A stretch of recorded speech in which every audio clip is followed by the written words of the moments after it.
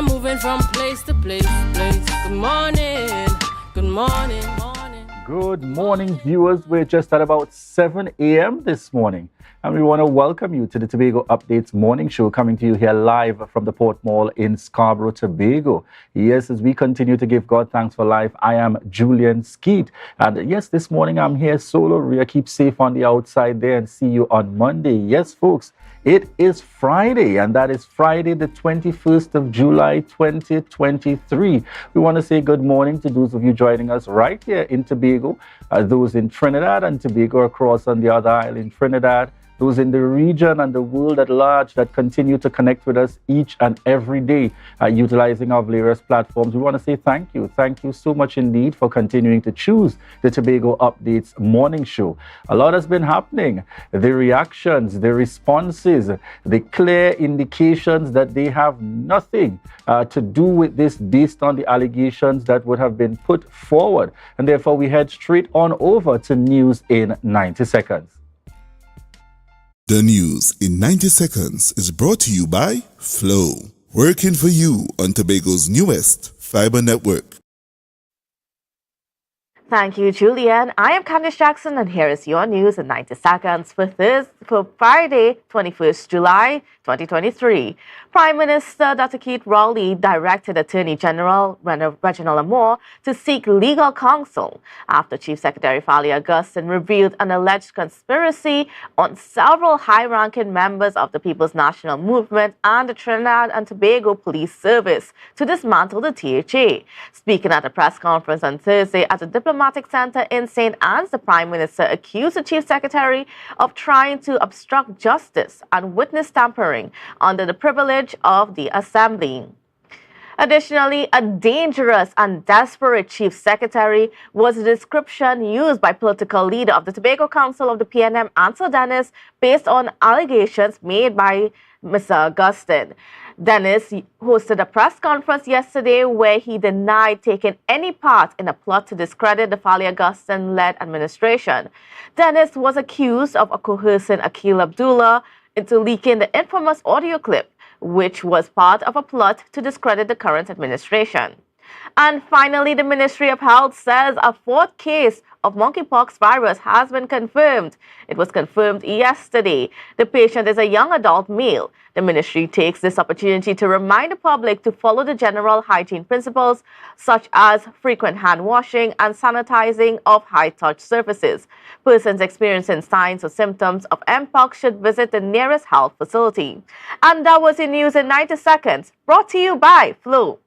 Tobago, after freeness is more speed and better TV. Get a free Samsung smartphone and free installation, plus 200 megabits per second, Paramount Plus, and more for only $299 with a select 200 plan from Flow. Visit online at discoverflow.co today.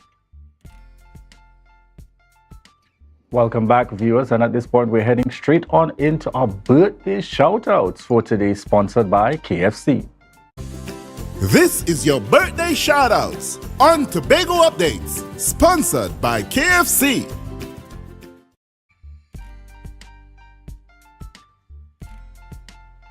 And on our birthday lineup today, we start with Nicole Smith.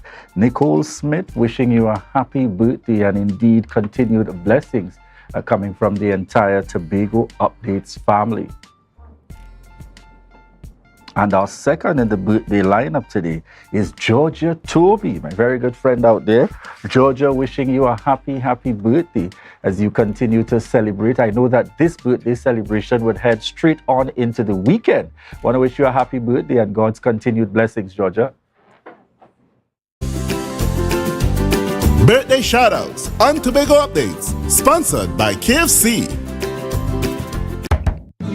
From the experts that created the Zinger sandwich comes the KFC Crispy Barbecue Zinger. The only one I see is you. Cheddar cheese, crispy onions, the most delicious Kentucky Fried Chicken, and barbecue sauce. Get ready for a whole new level of flavor. Welcome back, viewers, to the Tobago Updates morning show, coming to you here live from the Port Mall in Scarborough, Tobago. Well, viewers, if you have not been paying attention to the happenings, or you're really just totally out of touch, you must be living under a rock, because it's been happening in Tobago. It's been going national, Trinidad and Tobago, and in fact, it's been going far and wide. The circumstances which currently appear to be a face-off between the Chief Secretary and the Prime Minister regarding these current and outstanding matters, and even more allegations being raised as the days go by. Just to give you some insight into our rundown for this morning, we get the conversation started with Dr. Denise Angus, former presiding officer in the Tobago House of Assembly, as we speak to, was there a breach of the standing orders? The Tobago House of Assembly attempted coup, as has been described, efforts to destabilize. So we'll get the perspective of Dr. Denise Angus. This morning, we will also be chatting with Curtis Douglas, president of the All Tobago Fisher Folk Association. So we look forward to those upcoming discussions. And yes, on Friday, we give some level of focus to ensure we have our sports segment.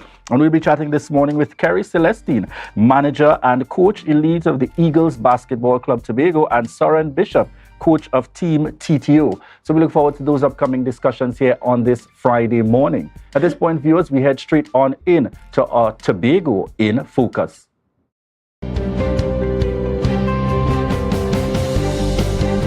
For those who have plans to pursue tertiary education or are already enrolled, there is a Department of Advanced Training that aids with grants and bursaries. This department exists within the Division of Education, Research and Technology. We provide financial assistance to persons who decide to pursue tertiary education or who are pursuing tertiary education. We also provide persons and advisory service to persons who require that type of advice, both financial as well as career guidance.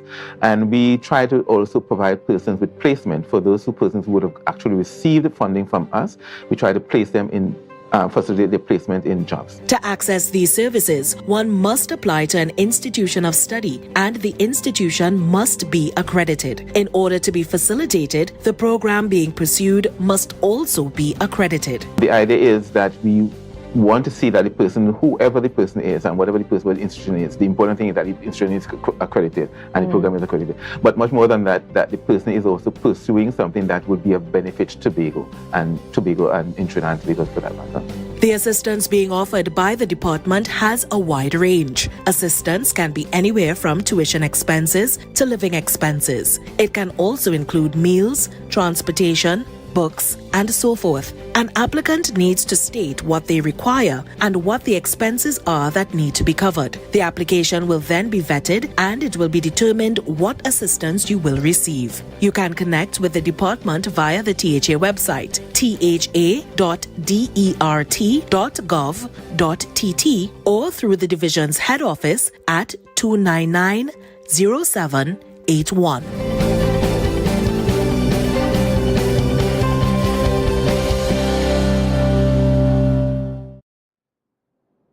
Good morning, viewers, and welcome back to the Tobago Updates morning show, coming to you here live from the Port Mall in Scarborough, Tobago. This morning, we head straight on into our first segment. We have on set with us Dr. Denise Angus, former presiding officer of the Tobago House of Assembly, joining us. Good morning to you and welcome.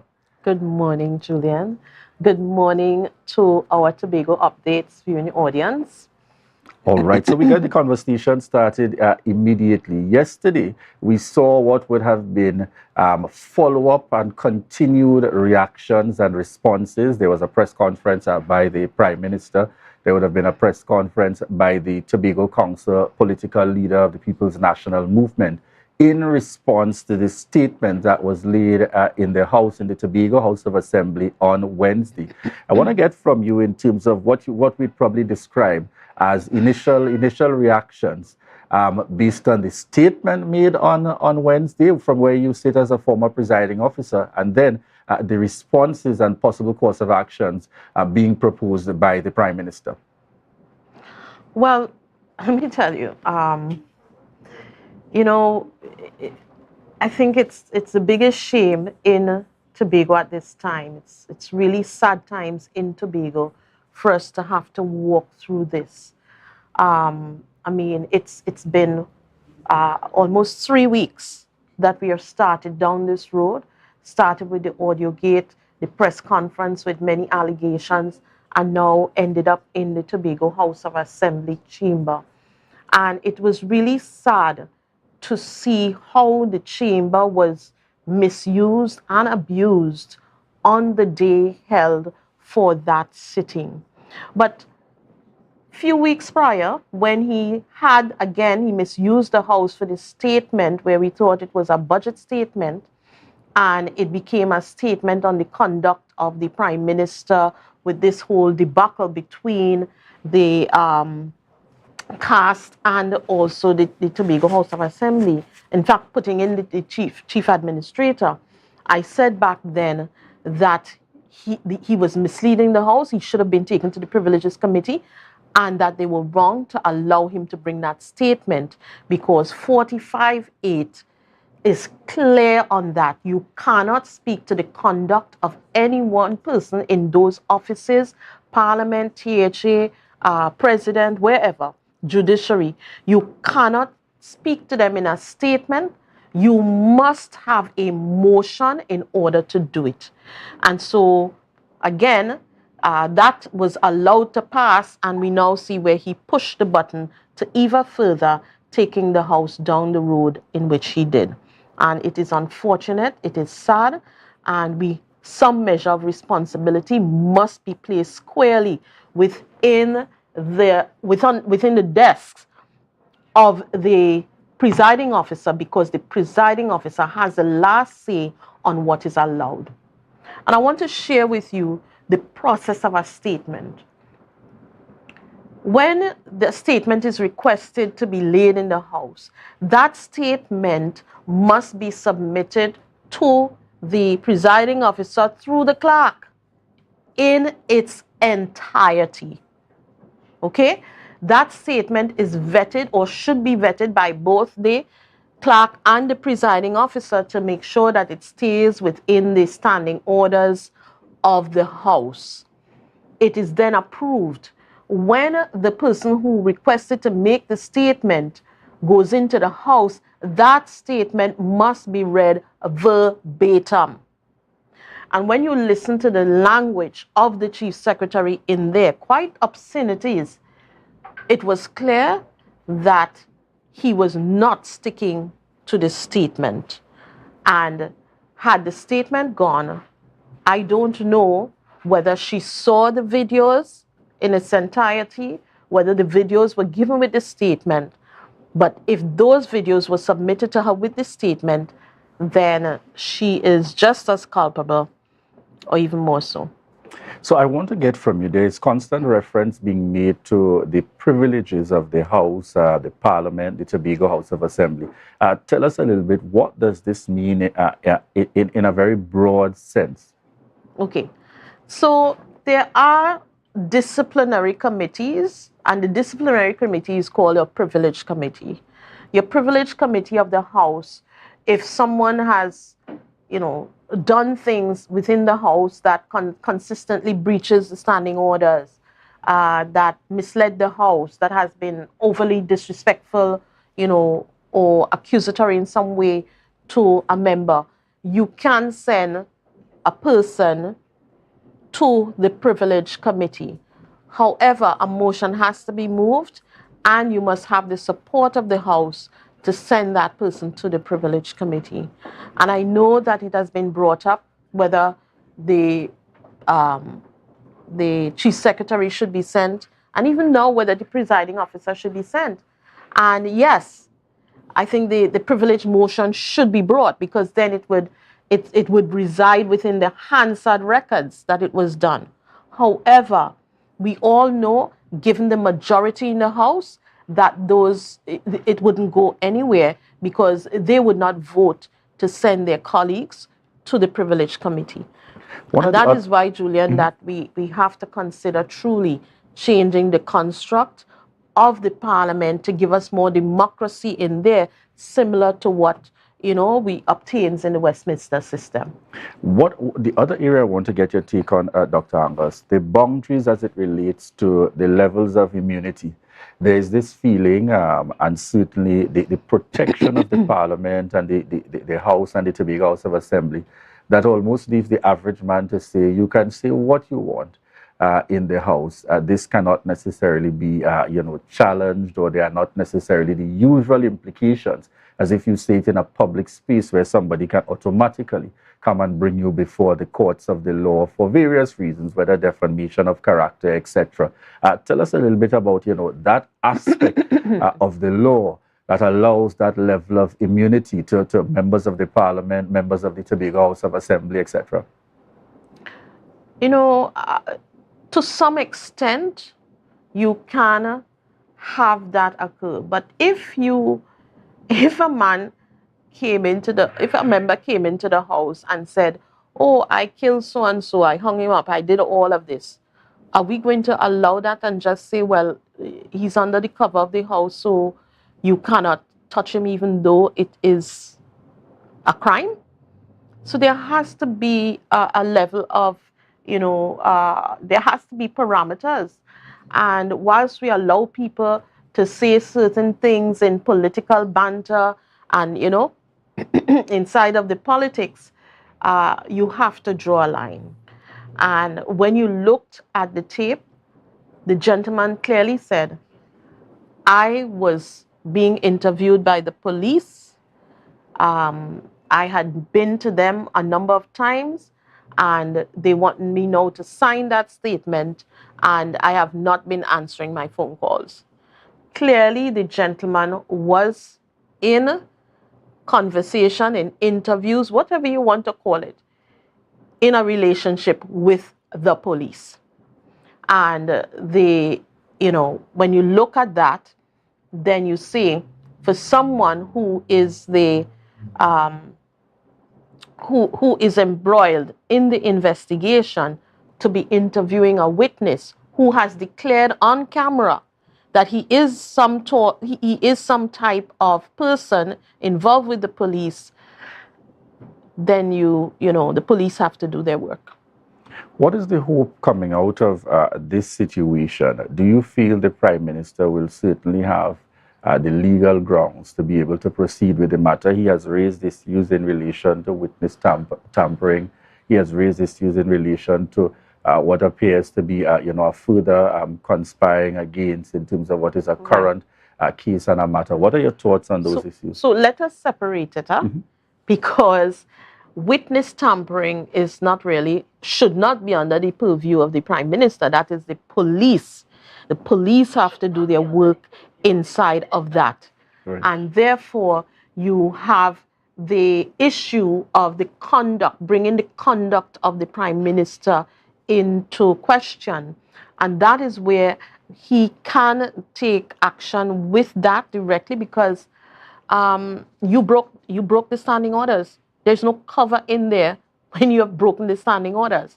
There is no more cover inside of that.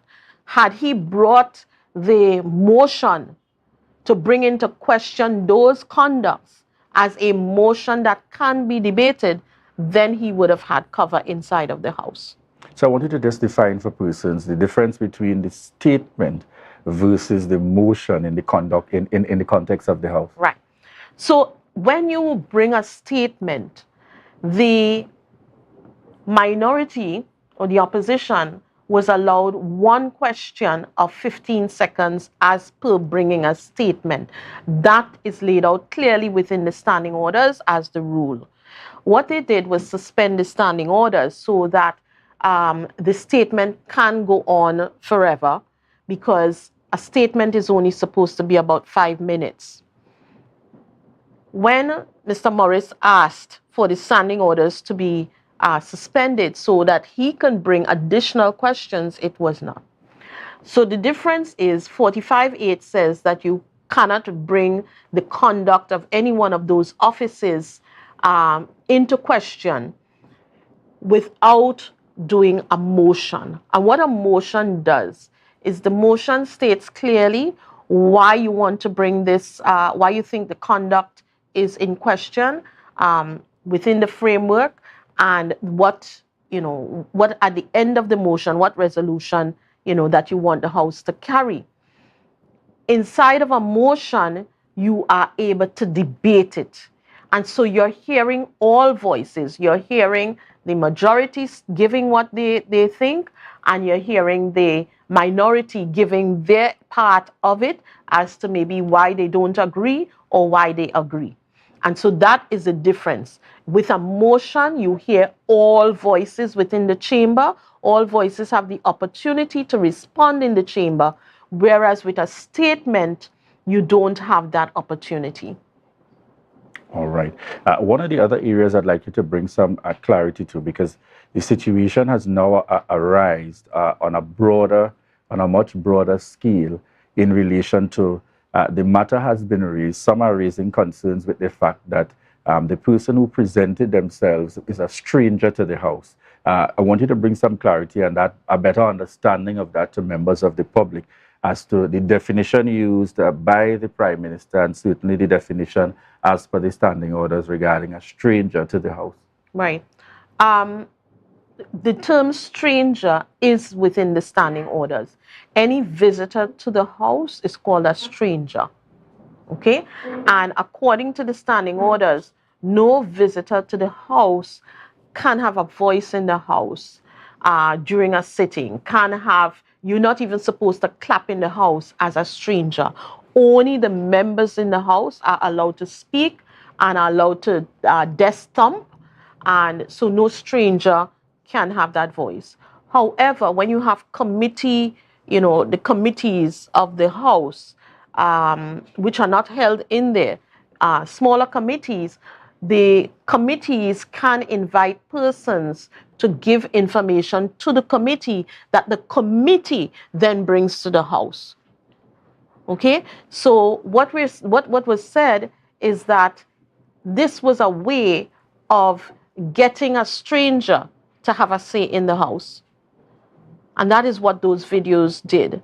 You gave voice to a stranger into the house inside of the videos.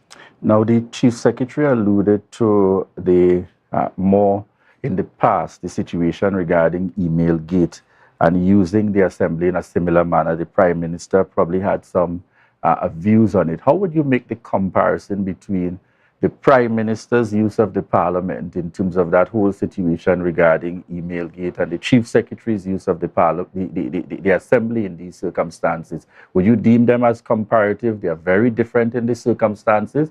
How would you view them? It's different. I don't think in email gate that the Prime Minister called the conduct of anyone into question, any one of those, authorities.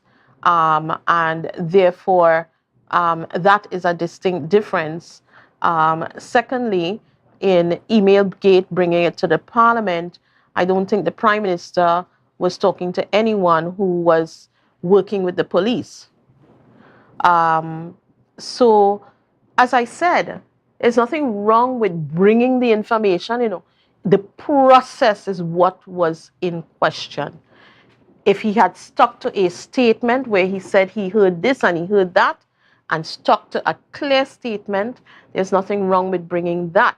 And inside of that statement, he could not have been talking about the Prime Minister and the TTPS. Okay? Additionally, if he brought a motion, he could have dealt with the conduct of the Prime Minister within the motion. There's also the issue that an ongoing investigation should not be allowed in the House such that it can prejudice anything, any decision that is being made by the courts. And it is unfortunate that with all of this public hoorah, you wonder how is it going to affect the court matter that may occur and may arise out of this whole situation. All right. So from that aspect, it also should not have been brought because, it's a matter that can prejudice the courts. All right, viewers, at this point, we take a break and we'll certainly be continuing the conversation as we discuss this very current and topical matter for us all. And so we want to remind you that this is your opportunity to share the live, share the live, share the live. We'll be right back with Dr. Angus.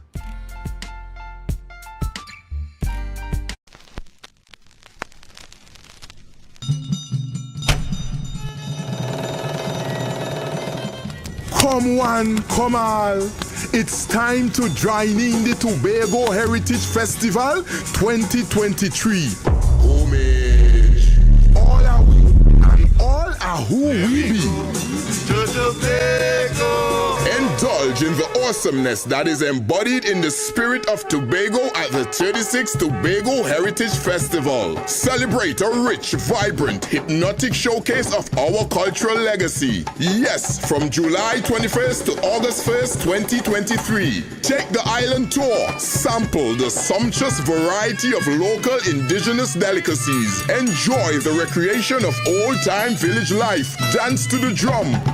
Feel the rhythm of steel pan. Experience the way of life, languages, and oral traditions. Be part of the journey to our we heritage, honoring our past, celebrating our present, and inspiring our future. Relive our unique culture. Join in the preservation of the heritage of we island of Tobago.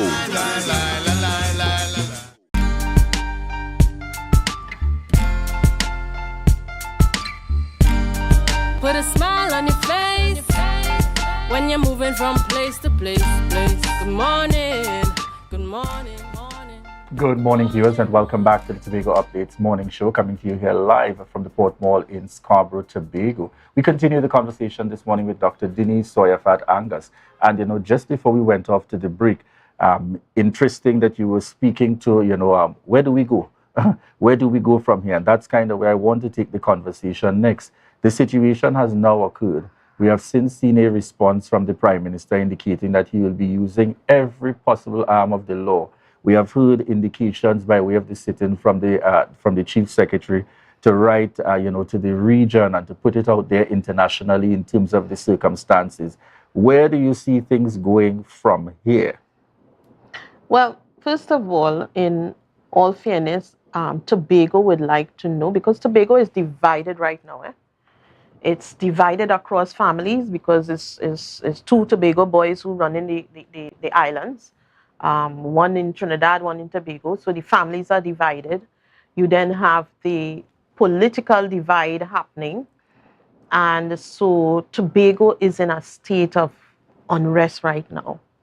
And I think what we have to do is to be able to ensure that all allegations have been investigated all across the board, and let the chips fall where they may, and all wrongdoing must also be addressed. We cannot allow the house has crashed. When you consider what has occurred over the last 3 months, the Tobago legislature has crashed, because no order has been brought into the space at all. And therefore, all of those things have to be dealt with. It's almost like a house that has burned to the ground, and we now have to start the rebuilding process of it. We now have to start working together. I made mention earlier today that whilst those persons up there are fighting and warring, that the people on the ground are suffering. There are persons who cannot put food on their tables. There are mothers who are going to bed hungry because they've made a decision to feed their children and not themselves.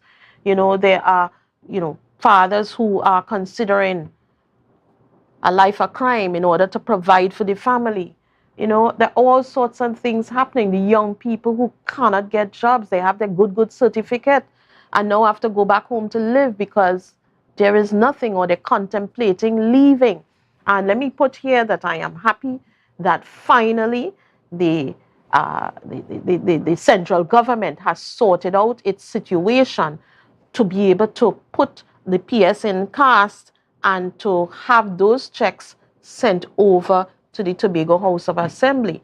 And I dare say that, I challenge them that it could have been resolved before that, because when they had to put on the Commonwealth Games and the procurement issues were up against them, they quickly disappeared it and put on the games, because that was important to the country, and that, they didn't want to be embarrassed. So they did what they had to do and put on the games, and then went into the House, Parliament, to now treat with the issue of the procurement bill.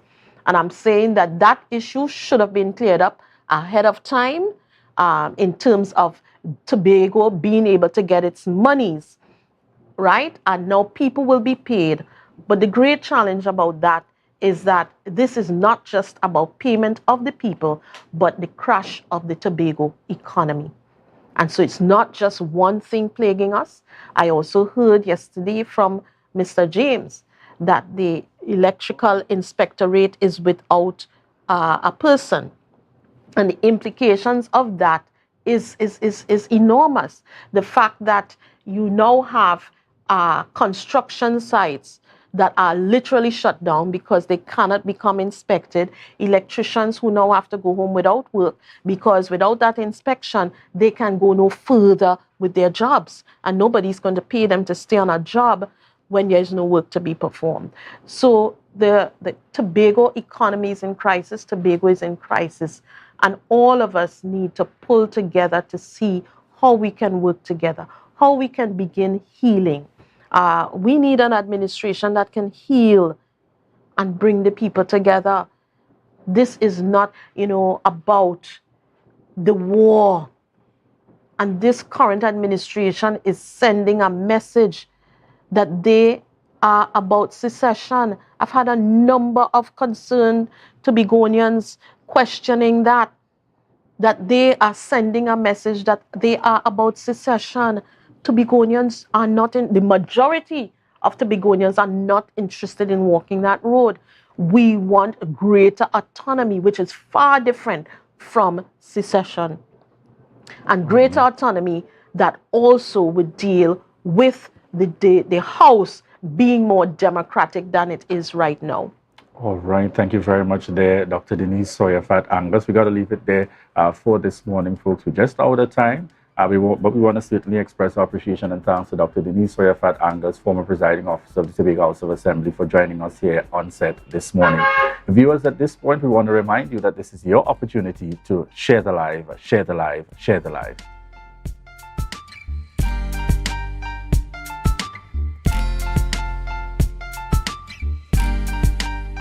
Are you flood ready?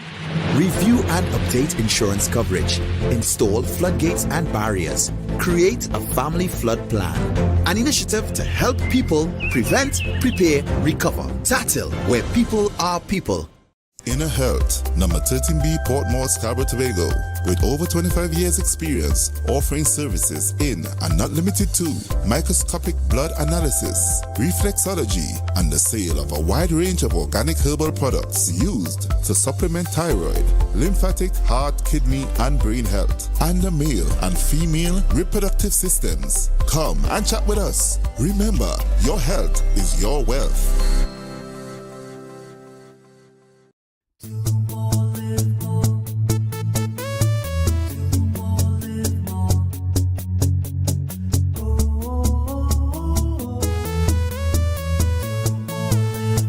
This is how it's gonna go.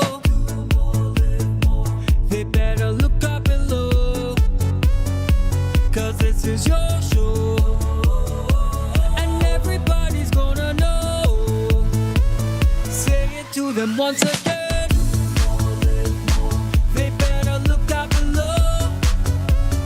This is your show, and everybody's gonna know. That's how it's gonna go. They better look up below, 'cause this is your show.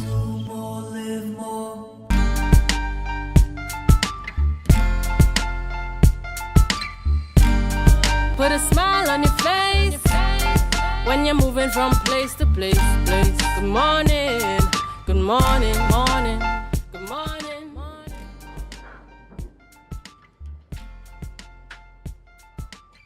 Good morning, viewers, and welcome back to the Tobago Updates morning show, coming to you here live from the Port Mall in Scarborough, Tobago. We're just at about 7:34 a.m. this morning, and in this segment, we are chatting with Curtis Douglas, president of the All Tobago Fisherfolk Association.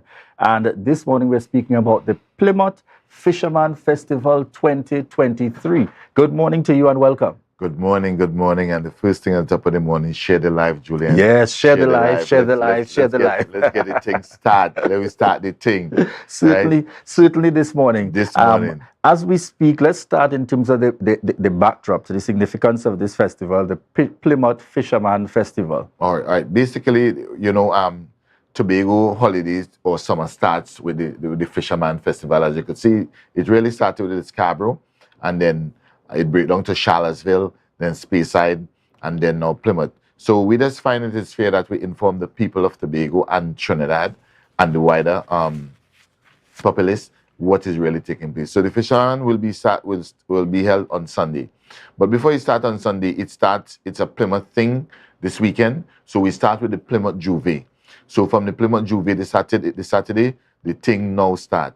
So the old time carnival kind of vibes come down, and then the cool down is which the Fisherman will us have. So for the years, we've been having that proceed and those processes. So after the Juve, you could come down on the beach, hold our vibes, and then Sunday morning is when the real thing now kick off, when the first ball gonna be bowled, right? As they say, the goose is gonna be loose.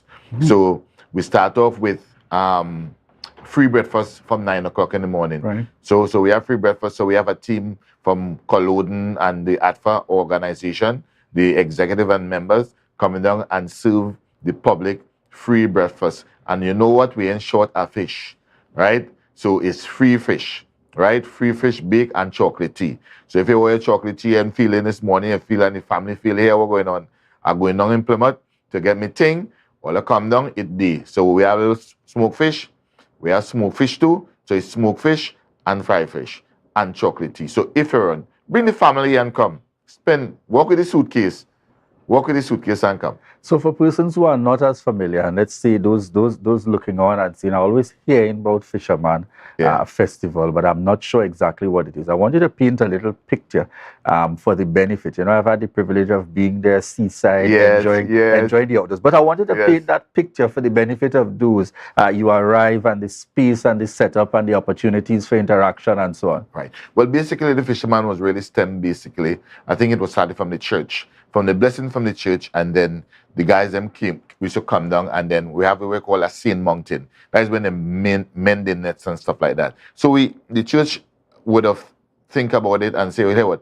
In order to collaborate and give the fishermen the blessings, so we create a festival. So you say have like, needle and thread race, egg and spoon race, and all sorts of that to bring a kind of collaboration with the community of Tobago and by extension Trinidad. So that is how it started with the mending of the Saint, where you call Saint Mountain. So you find grandmother and them used to come down with a tray with the fried fish and bake and cocoa, and they would have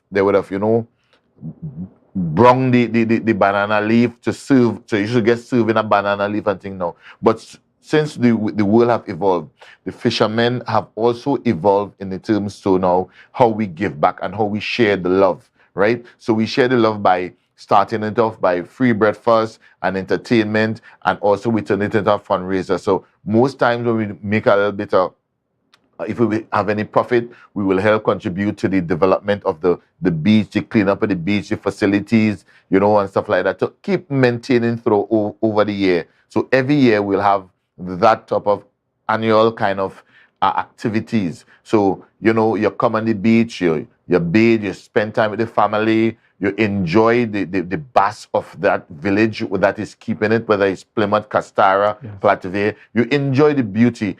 And sometimes it is good to sit back and relax and enjoy our natural beauty. I'm hearing people saying all over the world, I travel all over. And Tobago have some of the glorious beaches that in the world, right? And we need to sit back and enjoy what we have. And we're using this as a stepping stool to share the love with Tobagonians and also the wider public, Trinidad and the Western Caribbean, to come and enjoy and be part of this. So this is how it really started, right? From the church to the mountain of the Saint, to sharing, giving back to the people, because when you're hungry, you come down the bay, right?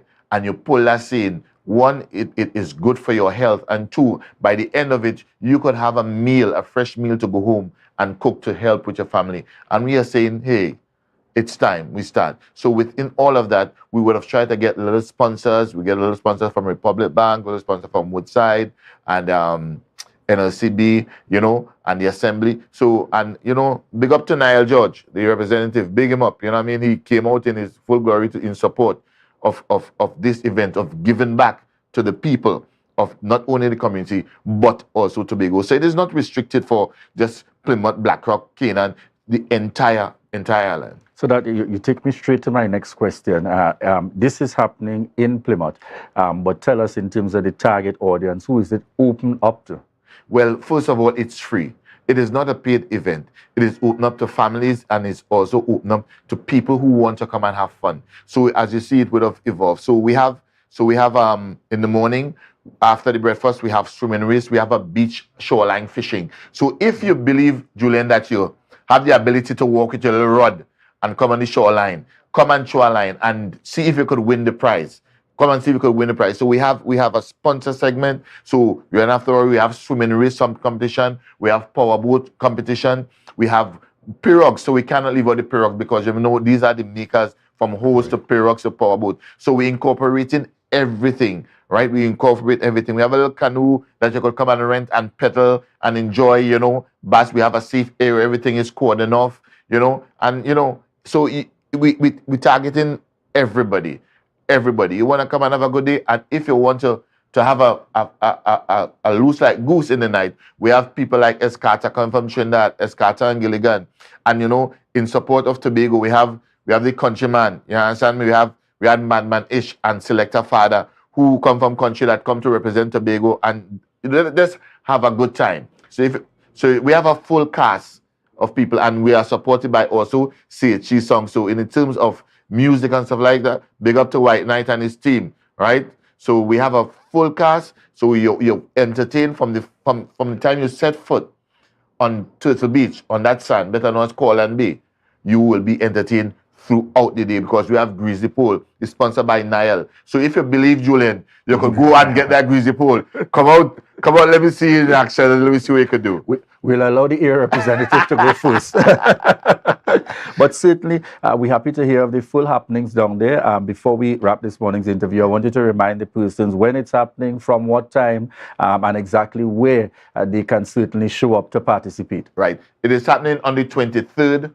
Tobago is happening on the 23rd, which is this Sunday, the day after the Plymouth Juve, this Sunday, down at Turtle Beach, better known as Corland Bay or Starfish, the big beach, one of the biggest beach in Tobago. So you come down there, and in the morning at 9 o'clock, we have free breakfast from 9, serving you and the family. And after that, we get into the entertainment. So we have vendors, we have snow cone, we have all sorts of events. We have powerboats racing, we have swimming racing, we have the Big Belly Man racing, we have wet t-shirt, we have Greasy Pole, we have a whole list of events. So if you want to be entertained on that day, come down at Plymouth at Corland Bay on the 23rd of July, this Sunday. Make no mistake, it's free, no charge, it's free, and be well entertained. We have a song system backup, we have everything to suit you. So come down and join the family. Excellent. So certainly, folks, there's one place to be. We start on Saturday. That's tomorrow, continuing as part of the Heritage. In fact, it gets started tonight as I speak. Heritage in terms of the opening that takes place there at Shaw Park, heading on into Plymouth on Saturday for the Juve. And certainly this very encouraging and energized invitation here. Coming from the Plymouth Fisherman Festival, the entire Tobago Fisherfolk Association really coming out. And it's good to see, and I want to say commendations to Curtis Douglas and the team. You know, people say very often when you hear from the Fisherfolk is only because there's a complaint, and here it is. The support for an initiative and an activity that are really encouraging most, if not all, in terms of fishermen being able to give back. So certainly you have an opportunity here on Sunday to head across to the Corland Bay there, that's a Turtle Beach near that Turtle Beach area there, to certainly enjoy the festivities. Viewers, we want to thank you so much again, and thank you to Curtis Douglas, President of the All Tobago Fisherfolk Association, for joining us here on set this morning. And at this point, well, let me ensure that we have Curtis joining as we tell you that this is your opportunity to share the life, share the life, share the life.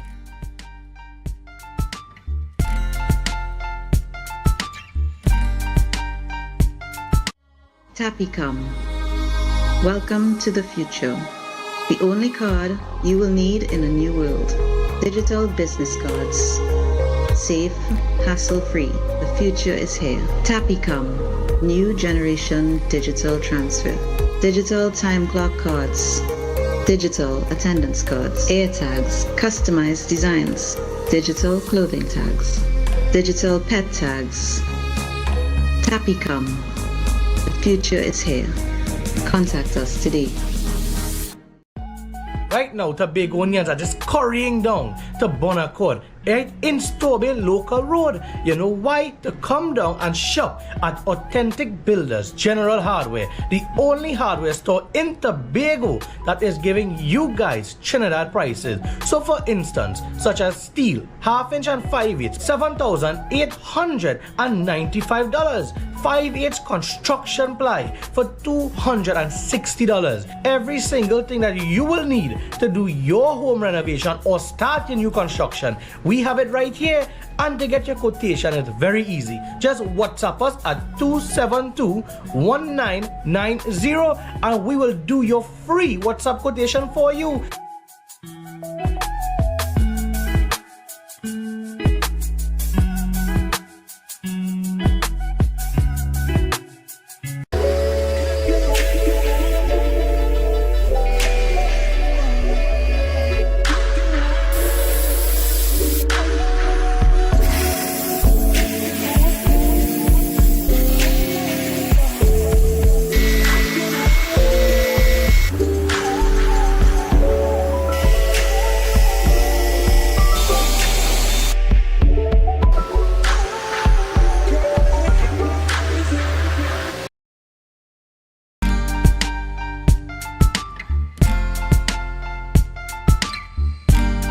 Put a smile on your face when you're moving from place to place. Good morning, good morning, morning, good morning, morning. Yes, welcome back, and of course, thanks for staying with us here on Tobago Updates Television. Yes, and of course, it's Sporting Morning, Fridays. I'm here on a Friday talking sports. I want to thank Julian for holding it down before me. And, we have two interesting interviews this morning. Two young men, fighting the cause for sports here in Tobago, and of course, by extension, Trinidad and Tobago and around the region. Now, first up, we have Mr. Soren Bishop on set. Good morning, Mr. Bishop. Good morning, Marcus. Good morning, Tobago. Yeah, fantastic. And of course, Soren, and another Tobagonian led a Trinidad and Tobago team recently at the NACAC. Is junior, so that's a junior champs in Dominican Republic, right? So the actual competition is the NACAC age group. So that's the North America, Central America, and Caribbean countries, track and field. And we took part in a under 13 and under 15 competition in the Dominican Republic. Yeah, so, and of course, let me extend congratulations to you as being appointed the coach along with Kelsey Toussaint-Reed. Mrs. Kelsey Toussaint-Reed. She couldn't be here this morning, but I know Soren, of course, will, share with us, how they would have worked together as a team to ensure that Trinidad and Tobago would have actually put in the performances that they would have actually wanted. So Soren, tell me about the experience there. How did the team, impact the tournament or the event itself? And I will get to the point in terms of how many Tobagonians were on that team. But tell me about the performances of the team first. Well, I was going to touch on that first because that will set the platform for exactly what happened. So we had 7 of 8 Tobagonians athletes on the team. A team of how many? A team of 8. 8 athletes, yes. So there were 2 boys, 2 girls from each age group. So you had 2 under 15 girls, 2 under 15 boys, 2 under 13 girls, 2 under 13 boys. And 7 of them were from Tobago.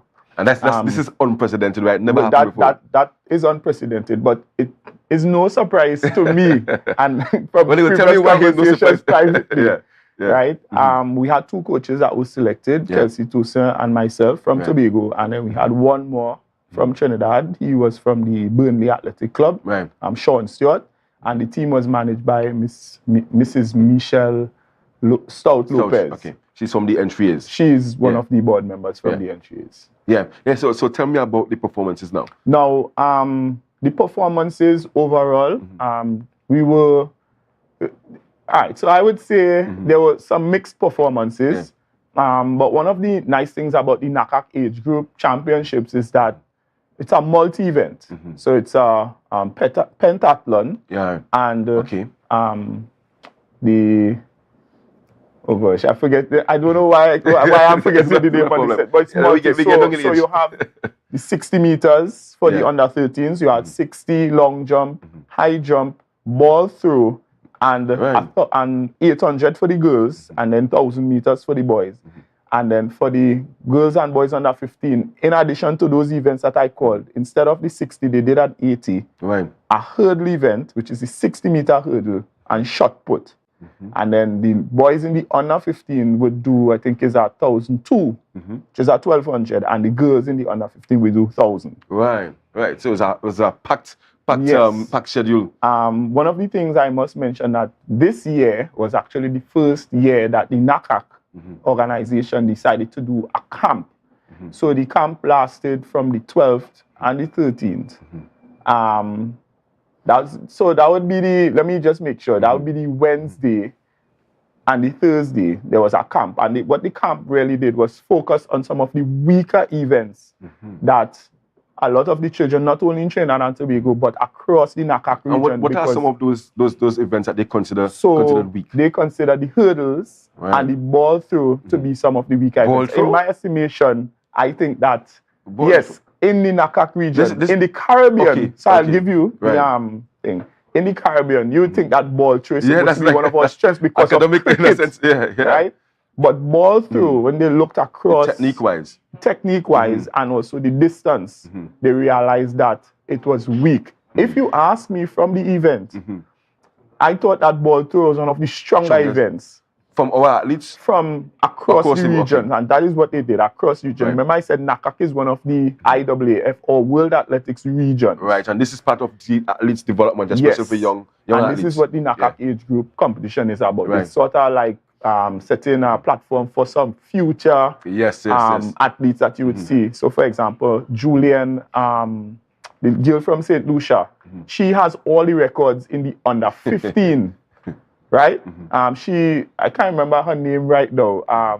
Julian Alfred from St. Lucia, who now holds the NCAA 100 and 200 meters from this year's or last year's NCAA competition. I think it's this year. She holds all the records in the under 15. Right? So it's actually a precursor to some of the careers that you see from future track and field. Okay, so coming out of this NACAC game, because I'm thinking that most of the athletes that would have represented Trinidad and Tobago this time around, this would have been their first major meet. Yes, of that nature. Right. So coming however, one person from the team, Michaela Cupid. I don't say Michaela. Michaela Cupid. She was appointed the captain of the team. She would have gone to Carifta Games this year. She was a part of the girls 4x1, girls under 17 4x1. So it was sort of like an automatic because of her experience. She was named the captain of the team. So tell Tobago, Soren, how we have a national team, because before Tobagoans would say, watch me, Trinidad always picking Trinidadians. No, we have had a situation here, unprecedented, a team of 8, and we had 7 Tobagoans in that team. What would have brought about that number in terms of Tobago versus Trinidad? I think right now there's a sort of awakening in Tobago where track and field is concerned. Track and field and cricket in particular. Trinidad focuses on a lot of cricket. They have cycling. They have a bigger spread. In the Tobago landscape, you see cricket, track and field, and football. So it's a little bit more concentrated. And to be honest, track and field is actually the most successful sport. That is without argument. But because track and field doesn't get the sort of leveraging that we're supposed to get. But a lot of people are now gravitating towards track and field, and you are actually seeing raw talent coming out of Tobago. It's no surprise, because secondary school games this year, you had 7 of 8 Tobago schools in the top 10. Right. And then you have top 5 Tobago clubs in the entries coming out of Tobago. So it was no surprise based on the figures to me, and you are going to see it continued probably over the next 5 to 10 years once things stay as is. You know, so when, I have to have you back here because obviously we have Commonwealth Games coming up, but obviously we have to wrap this interview here now, and I want to congratulate you guys once again. And of course, so thanks for coming here and sharing all the good news about Tobago's athletes and Trinidad and Tobago's athletes when it comes to track and field. Viewers, that's all the time we have with Soren this morning. Coming up next, we're going to be chatting with Kerry Celestine, and he's going to be talking to us about basketball in Tobago. So we're going to take a break, but don't forget to share the live, share the live, share the live. We're going to be back in a short. Are you flood ready? Recycle and properly dispose of large waste. Avoid sweeping yard clippings or trash into drains. Plant trees to avoid soil erosion. An initiative to help people prevent, prepare, recover. TATIL, where people are people. MI4 Security Services Company is the most advanced security service in Tobago. Ask about our cash and transit service. It's safe, risk-free, reliable, and timely. We provide safe banking delivery for all business types and sizes with highly trained staff, 24/7 monitoring, coordinated emergency response, and a well-maintained fleet of armored vehicles. Contact us at 660-7723 or visit our website at www.mi4securitytt.com to sign up today.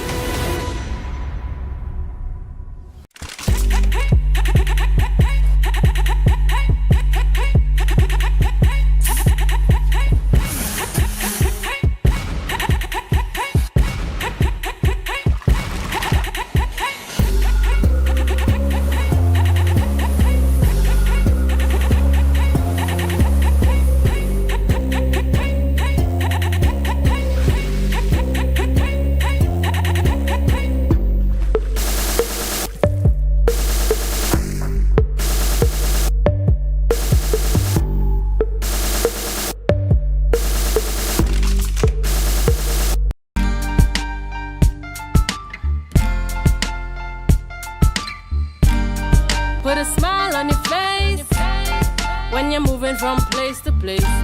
Good morning, morning.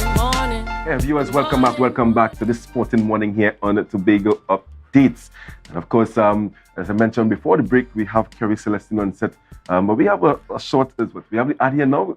We want to, of course, special, mention our sponsors and thank them so much for supporting Tobago Updates. And of course, we're talking about Dad's Auto Parts and Accessories on location at the Clark Road, Trace, Singland Hill, currently offering sale on all car parts. Yes, Dad's Auto Parts and Accessories is your neighborhood auto supply. From oils to batteries and everything in between, Dad's Auto is your go-to guy. Yes, so get all your parts, car parts there by Dad's Auto. And of course, before we get into the discussion with Kerry, there's another person who, of course, contributing heavily here to Tobago Updates. I'm talking about, once my producer put it up on the screen there. Yeah, so Kerry, morning. Thank you so much for joining us here this morning, talking basketball in Tobago, Elite Eagles and all these different things. Yes. Kerry, from secondary schools basketball, you saw Bishop's High School going nationally and beating the national schools. Recently, I saw you had a 4-team kind of friendly series at Shore Park. I'm hearing also that the Tobago Basketball League is also going to happen sometime this year. And so many things happening in the Tobago space where basketball is concerned. Is basketball back in Tobago? I would say yes, we are back, especially in the under-youth level. Yeah. This year has been tremendous in the under-20 age group when it comes to basketball. I think that we in Tobago could say that we are close to the level as Trinidad, or if not better to the level of Trinidad in the sport of basketball. So this year has been awesome. We had accomplishment from Chris Roberts, who was the MVP of the national basketball, secondary schools basketball. Plus, he got the opportunity to go at NBA camp. Yeah, Dad, I forgot to mention that as well. That's big news. And I've been told that there's someone else to go out in, I think, this month here. Yes, so we have Jelani Carrington, who's supposed to leave to go to Spain to have a full scholarship, everything paid. and everything. And he's also out of the Bishop's camp. Out of the Bishop's camp. So Bishop's is doing really good in basketball. Yeah. And what has brought about this upsurge in basketball in Tobago? A number of factors. So I would say when I came back from school, college in 2014, I look at the basketball landscape, it was dead or it was dying. Yeah, that's what I'm saying. Right? Yeah. And one of the things that I and other coaches had in mind was to try to revive basketball. So Elite Eagles Basketball Academy was formed out of that. And we decided to, you know what, start off at a voluntary level. So we usually just went, had 2 or 3 days a week training for anybody who wanted to learn basketball. And with that, we saw the numbers start to grow. And then we started to host little tournaments and everything. And, you know, we started to get the interest of the youths back. And now this year in secondary school, we had a tremendous year. We had teams, not just Bishop's High School, but Signal Hill finishing second in the under 15 category. So it's not just about certain schools, but the whole basketball landscape in Tobago is developing. And one of the coaches who came over last week to take part in that tournament, he messaged me the day after the tournament. He's like, yo, whatever you're doing, Kerry, you're doing a good job because your players are improving, you know, and it shows that we are not a pushover anymore, that we are competing with all the best clubs in Trinidad and Tobago. Yeah, that's fantastic. And I must say that you are doing a wonderful job indeed, because, I mean, anybody who passes that shop on a daily basis, you will see basketball happening there. And that's you there. That's the Elite Eagles and, of course, Atiba and the others there assisting. And we have done, or you have done all of this, and getting basketball kind of back on the lips and the minds of people in Tobago, because cricket and track and field is popular sports. And you have done all of that even without an indoor facility. How important is that indoor facility for Tobago? It's very important. Recently, I traveled to the States for a couple of weeks, and in where I was staying in the States, in a 5 miles radius, it had over like 12 indoor facilities. So when you look at that, we see that the youths in the States have access to indoor facilities where they could go any time of the day. There's a predictability in training. Exactly. And attached to those indoor facilities were gyms. So as soon as these youths play on the court, they go to the gym and lift. So when I was there, I saw a 16-year-old, and that 16-year-old was already big, cut out, you know, and these are the things that we need to focus on, and these are the things that we need to try to implement, you know, to try to get that indoor facilities, not just one, not just two, but really like 3 or 4 on the island. You know, it don't have to be anything big or lavish, but just have it on the island so that the youths could have access to basketball and play on that type of level, on that type of surface. Because when we go to compete in Trinidad, we don't compete outdoor. And then maybe with because science will tell you that, continuously playing on the hard surface, that can shin splints and knee and all injuries, back injuries, all of these stuff. And another thing, just about apparel. We have the youths have to buy sneakers every 3 months and stuff like that, and they put their parents in expense. When you're playing in an indoor facilities, that could last 8 months, 9 months, you know, things like that. So all these things we should take in consideration, and then it gives us an opportunity to host tournaments, so we can bring people onto the island. You understand? And then the more games that we play, is the more opportunities that we have to showcase our talent. Because during this summer break in the States, youths around the age 18 and under plays up to like 20 to 30 games in just this 2 months period. Right? And we in Trinidad and Tobago, we don't have enough tournaments for these youths to showcase their talents, for them to get video clips, to get their stats, to send to the different schools and stuff like that, to get to college and stuff. So these are things that we need to start to implement. I think that this July or August holidays, we should use this as the month to host camps and also tournaments. That will help our youths develop really fast, and then that will fast track the development, so that when secondary school comes, then it will be a smooth transition. And tell me about the recent friendly series that you had with the 4 teams, 2 from Trinidad, and you had Star Seekers invited as well. Tell me about that. So 2 coaches from Trinidad, you know, messaged me like, hey, we are coming to Tobago for the weekend. We want to play a couple of friendlies and stuff like that. So I decided to put together a small little tournament, and I invited Star Seekers, which is coached by people. A long-standing club in Tobago. Yes, long-standing club. And we just put together a nice schedule and everything, and had 2 days of just pure basketball. There was no winners or losers. We just wanted to play basketball. Different age groups. Different age groups. So we had under 13, under 15, under 17, under 20. And we just wanted the youths to come out and play. That opportunity was great for Tobago, because now the players in Tobago can now see other teams in Trinidad and compare themselves with the other teams. And when you look at the records, some of the games we won, some of the games we lost, and when we lost by 1 point. So it's not like a big disparity. Yeah, so was Enterprise, and Royalty. Yes. Yeah, and they would have visited, because I saw some of the scores and I felt, I mean, as you mentioned earlier, we actually closing the gap, and in some cases or instances, we have overtaken our Trinidad counterparts. You know, I mean, Kerry, what's the vision for you when it comes to basketball in Tobago? Where do you see Tobago and basketball, let's say, in the short term 3 years and in the long term 10 years? All right. So right now, I think that this period in basketball is good for the youths. I think that we have a lot of youths that could go to college. We have a lot of youths that could use basketball to further their career and stuff like that.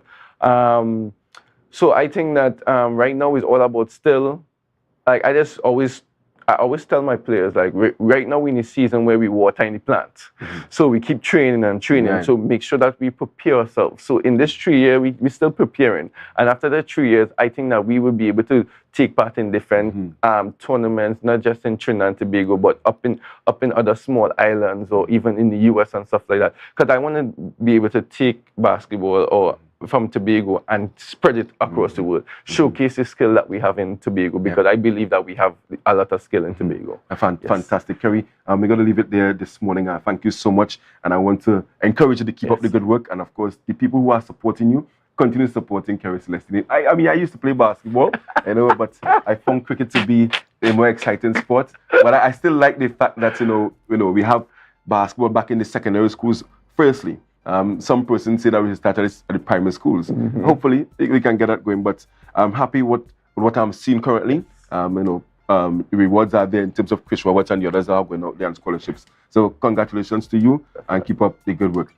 Viewers, before we head over to Tobago Notes, I have to read one more ad. So I'm going to put on my ad voice. Are you in need of car parts? Xerox Auto Limited, Branch Road, number 2 Glen Road is your place to go. Walk in or call us at 722-5746 or 280-5902. Xerox Auto, for all your car parts need. Sale on all car parts now. Yes, so check out Xerox Auto for all your car parts. Viewers, it has been a pleasure being here this morning. Once again, talking sports. Don't forget, we have the Commonwealth Youth Games happening right here in Tobago in a couple of days. And I say a couple of days because next 2 weeks is in August. From the 4th of August to the 11th. 4 events happening here in Tobago. If you haven't heard, we have netball, triathlon, beach volleyball, and rugby happening right here in Tobago. Get out there and support. We're going to head over to Tobago Notes, with Candice Jackson. Thank you so much for being with us here this morning. And don't forget to share the live, and have a wonderful weekend.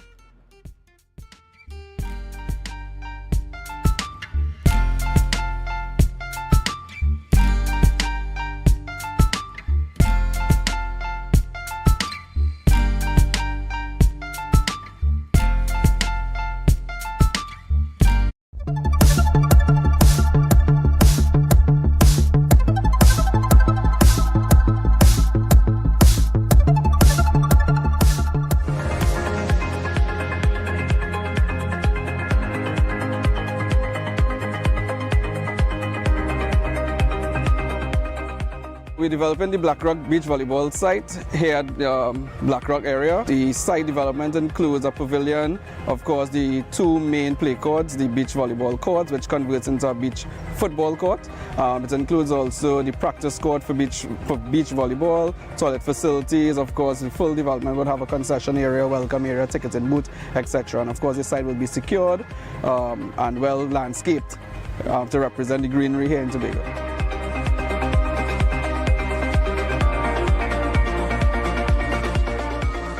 What we have here is a very sustainable development.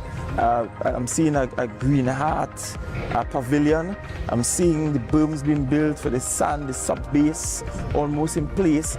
I'm seeing where they will have grass, the banks or embankments that people can sit on. I'm seeing where the bleachers will go, bathroom facilities, and the general development of the periphery.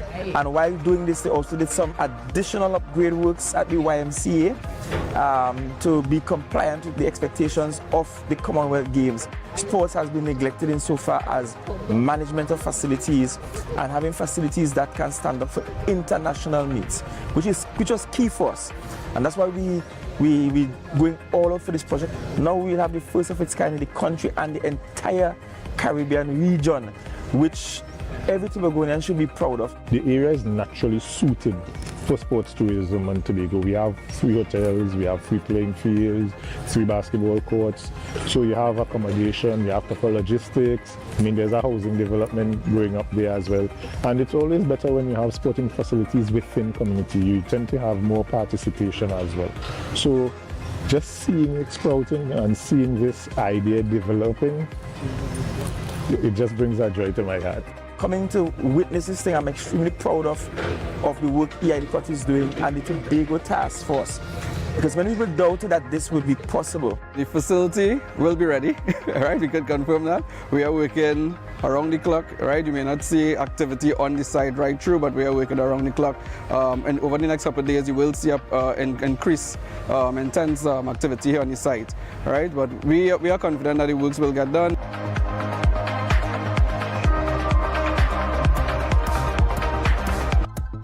That was a production of the Department of Information, Office of the Chief Secretary, Tobago House of Assembly.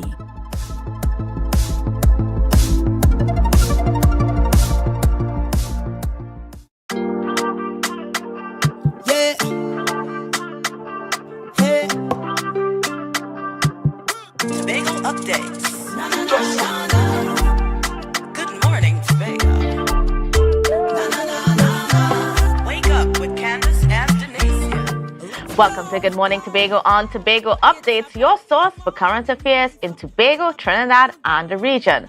With the perfect conversations to complement your morning routine, I am Candace Jackson, and let's get started with the news in 90 seconds, brought to you by Flow. The news in 90 seconds is brought to you by Flow, working for you on Tobago's newest fiber network. Prime Minister Dr. Keith Rowley directed Attorney General Reginald Amore to seek legal counsel after the Chief Secretary, Fali Augustine, revealed an alleged conspiracy on several high-ranking members of the People's National Movement and the Trinidad and Tobago Police Service to dismantle the THA. Speaking at a press conference on Thursday at the Diplomatic Center in St. Anne's, the Prime Minister accused the Chief Secretary of trying to obstruct justice and witness tampering under the privilege of the Assembly. And additionally, a dangerous and desperate Chief Secretary was the description used by the political leader of the Tobago Council of the PNM, Ansel Dennis. Dennis hosted a press conference yesterday where he denied taking any part in a plot to discredit the Fali Augustine administration. Dennis was accused of coercing Akil Abdullah into leaking the infamous audio clip, which has been part of a plot to discredit the current administration. And finally, the Ministry of Health says a 4th case of monkeypox virus was confirmed yesterday. The patient is a young adult male. The ministry takes this opportunity to remind the public to follow general hygiene principles such as frequent hand washing and sanitizing of high-touch surfaces. Persons experiencing signs or symptoms of mpox should visit the nearest health facility. And that was your news in 90 seconds. The news in 90 seconds is brought to you by Flow, working for you on Tobago's newest fiber network.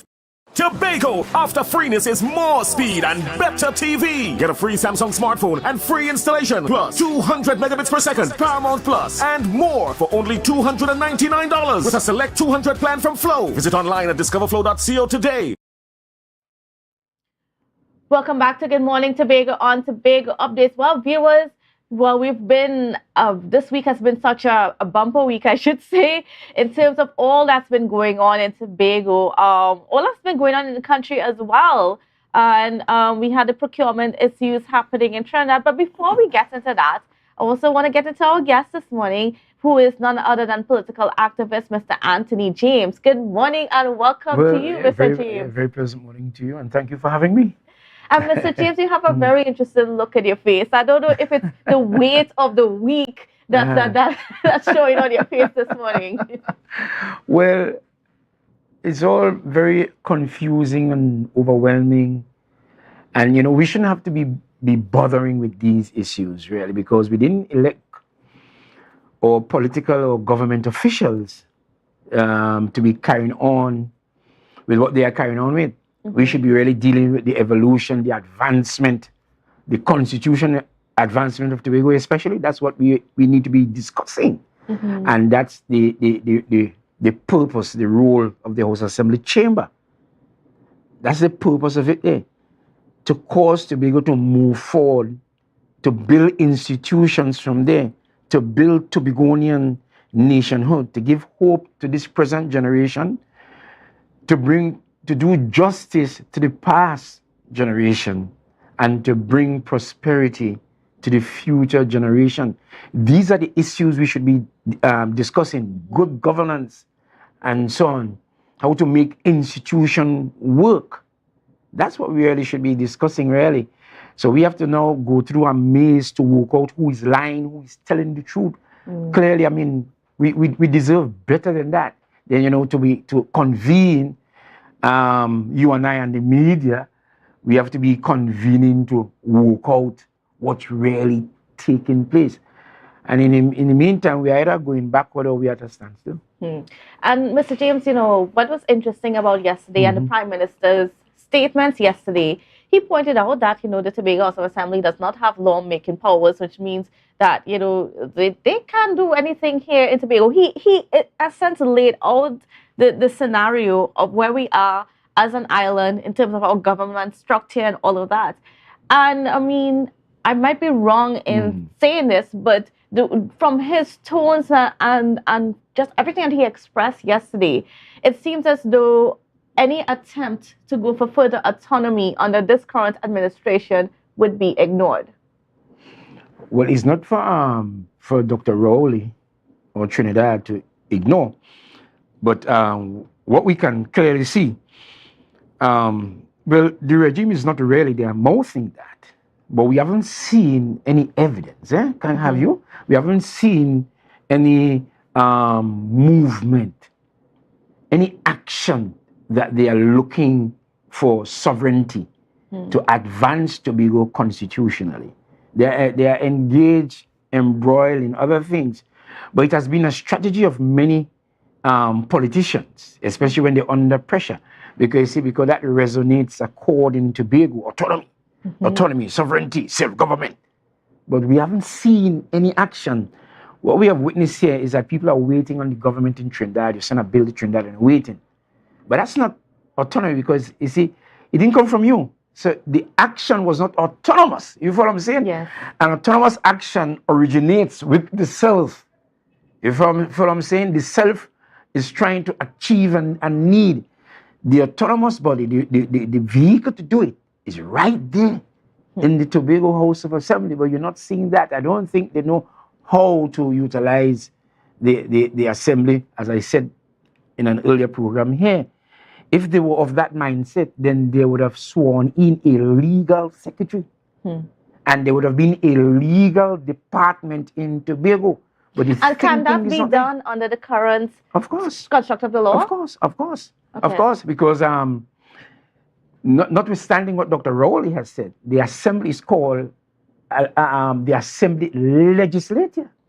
And in the act, there is provision to make laws. It's just that the route to complete that law is a long one. Yes. You know what I'm saying? So that you make your bills there and so on, you go through your discussion there, and then you send it to the cabinet, introduce into the parliament, and then it becomes law. But that was not meant to be antagonistic, you know, because they are not making law outside of a jurisdiction that they don't control. This is for the people of Tobago. So there's no reason why there should be resistance in Trinidad that Anthony James is making a law for himself. what Business Trinidad has in resisting that. In fact, democracy or sovereignty, constitutions, the anthem, they're all built on that premise of self-government. So how can they deny that? But you see, there has to be stronger leadership in Tobago. So when Dr. Rowley is saying, because I was getting the impression with his statement, I didn't hear it, but from what was reported to me with the statement he made, is as though they couldn't hide under the cloak of the house. Yes. Because of the fact that they don't on their own make law, and it concludes there. But Dr. Rowley is wrong in that. It's an assembly chamber designed to make laws, regardless of how, because in any case, when the parliament in Trinidad makes law, it doesn't end there. It has to go to the president to be assented, and that's what I got. But in terms of the way you have angered the question, the regime is totally distracted. And given the actions that you see coming out with the pettiness, even with the closing down of the electrical inspectorate, it is really based on a pettiness that has really expressed itself in a kind of anarchy. Because there's an anarchy, a disorder going on in Tobago. It's almost as though the government of Tobago has performed a coup on the people of Tobago. That's interesting because I mean this week a lot of discussions are here on Tobago Updates on the various shows that we have done.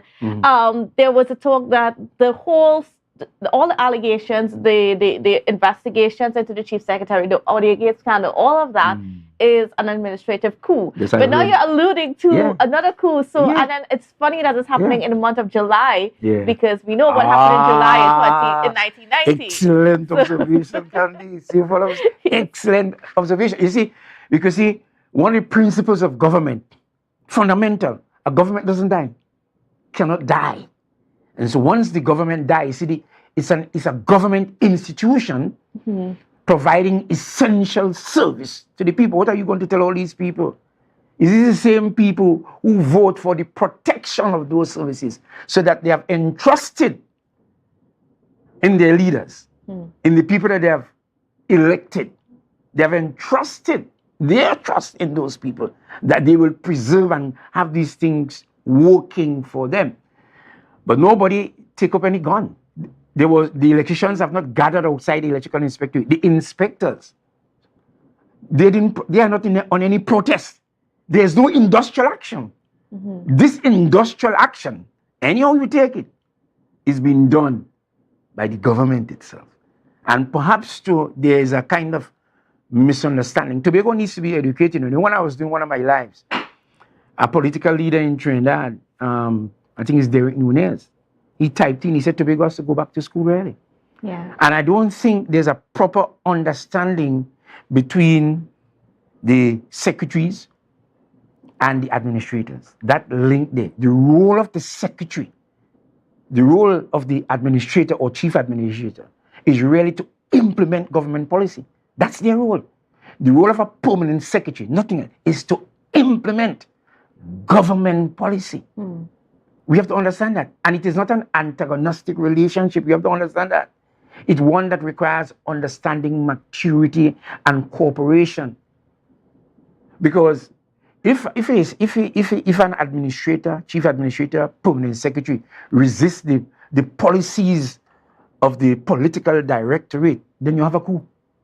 It means that you have overthrown the will of the people. People have changed the government. They have elected a government. How is the government going to rule? How are their policies going to filter through? And the main implementation arm of any government, of all governments, is the public service. And you know, this also relates to what also happened in Parliament this week. Like I said, it's been a bumper week for the country in the sense that we had the procurement amendments going into Parliament this week. It went through the House and I think the Senate yesterday. And the Tobago House of Assembly did not have any say in that process. And whatever happens there completely affects the way that the Tobago House of Assembly operates in terms of the way it engages in suppliers, the way it engages contractors and so on. But yet the Tobago voice was not heard. And see, it comes back to the constitutionality and so on. Because this is all about the people of Tobago and the people of Trinidad. So governance has to be equally for the people of Trinidad and the people of Tobago. That's the beginning of what is touted as democracy. Now, I'm going to throw something out here. Do you think that such a law like this, such a law that is so integral to the operation of the Tobago House of Assembly, should that have been, brought to the Tobago House of Assembly as well to get a view or, just the approval of the Tobago House of Assembly and include that view into what becomes the bill that went to Parliament? Candice, you have to go to the top of the class, To be quite honest with you, you have to go to the top of the class, you see. And you see, if government, the people go in the government to serve, because this is all about public service. This is all about loving your neighbor, as I said. This is all about washing the disciples' feet, going to the lowest level to serve. And this is why you have that provision in the House Assembly Act that the Chief Secretary and the Prime Minister must reach as often as possible, to discuss and to promote harmony in the relationship between Tobago and Trinidad. If people take away the self-interest and just go solely into government to serve Bellegarde, to serve Sharville, to serve the people there of Kendall, of Goodwood, you don't hear the names of the villages and the communities in the Parliament or the Assembly to serve Laventille. If people really go there, they're not going there for that. They're really going there for vainglory. So that when you have all this big fight here in Tobago, it's very deep, When you see the police service coming up here and going into people's houses and so on in Tobago, people they don't know, they don't live amongst them. It's not a good picture. Tobagonians are going to Barbados. Tobagonians are going to Trinidad. A Tobago police force is going into Trinidad. They don't live in Trinidad. They don't share the same culture as Trinidad, but they are going there. And Trinidadians have to hands up and buckle because this Tobago force has come down here. The reverse is actually true here. It's coming up here. Right or wrong, it's going to bring a lot of discomfort to the people of Tobago. It's a very dangerous thing to be policed by another culture. And at the same time, Tobagonians need to uplift. We need to uplift our own culture because we're too petty here. We're too petty here in Tobago. And what is happening, you're having pettiness going into high office. You're having pettiness, design office. I don't know if I remember the scripture well, but Paul tells Timothy, he said, you desire to be a bishop. A bishop is an overseer. He said, you have desired a good office. He said, but a bishop must be sober, up to teach. This is the eternal world. This is what service is about. The greatest politician who has ever lived, who was and is to come, is Jesus Christ, the King of Kings and the Lord of Lords. And he gave the example there by going down and washing the disciples' feet. We talk Christianity, but we don't really walk Christianity, really. The scripture said the government shall be upon his shoulders and he shall return to reign here. But the example is there, but we're off the mark. All right, well, we'll take a pause right there, viewers, because we got to go for a break. But this is such a very interesting conversation, and we are going to get right back to it after this. The energy fill the skies. I say, thanks for favor to wake up and hear me neighbor. 60,000 people. Are you looking for a place for your loved ones? Heavenly Care welcomes you. Located at Northside Road opposite Massey Motors, we offer a variety of services. These include doctor visitations, social activities, geriatric care, and much more. Contact us at 277-9595 or visit us at Northside Road opposite Massey Motors. At Heavenly Care, compassion is at the heart of all care. Jimmy's Holiday Resorts has 1, 2, and 3 bedroom, fully self-contained apartments located at the heart of Crown Point. Minutes walk to the popular beaches, restaurants, bars, and the airport. Enjoy our amazing amenities such as fully equipped apartments, complete with Wi-Fi, AC, TV, and a pool, and a mini-mart on the compound. Call 639-8292 or 8929. Jimmy's Holiday Resorts is your family's home away from home. Yes, be careful.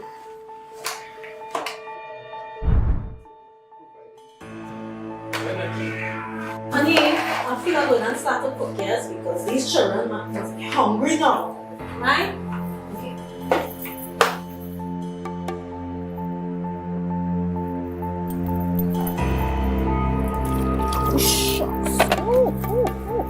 These plugs, oh my gosh.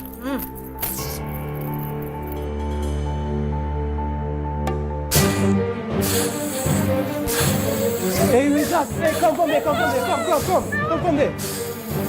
What's going on in here? Oh God, I should have buy extinguisher, boy. What would you do if this happened to you? Dial 990 in case of fire emergencies and always have a serviceable fire extinguisher ready and available at all times. Yeah. Hey. Tobago updates. Welcome back to Good Morning Tobago on Tobago Updates. Viewers, before we continue with our conversation this morning, I'm going to get into a little bit more ads. So we have for you today telling you about a special for auto parts with Dad's Auto Parts and Accessories located at Clark Trace in Signal Hill, currently offering sale on all car parks. Dad's Auto Parts and Accessories is your neighborhood auto supply for oils and batteries and everything in between. Dad's Auto Parts is your go-to guy. So viewers, now heading back into our conversations, we are being joined by Mr. Anthony James. I want to call you doctor there. Oh, maybe prophetic, I don't know. But anyways, Mr. Anthony James, a political activist within our space. Now, before we went to the break, we were speaking in regards to, you brought up the point of the pettiness in the politics. And, well, you said that, Tobago, there's just too much pettiness. It's too much harm. And it's coming out. It's coming out in the Prime Minister and, well, the THE as well. It is what it is. I wanted to speak to that a little bit more. Yeah, well, if you go back to my earlier statement, right?